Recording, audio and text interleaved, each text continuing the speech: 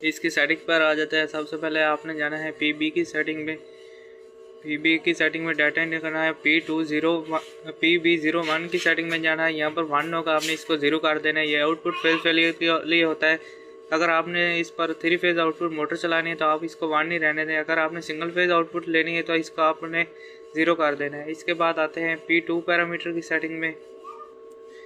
यहाँ पर P204 की सेटिंग में जाना है।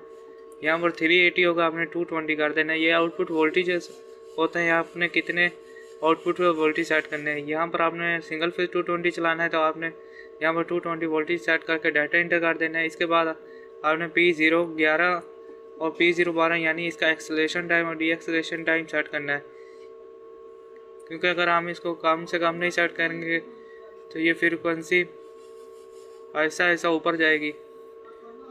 यहाँ पर भी हम आप 5 सेकंड सेट कर देते हैं तकरीबन। इसके बाद हम रन कर देते हैं इसको।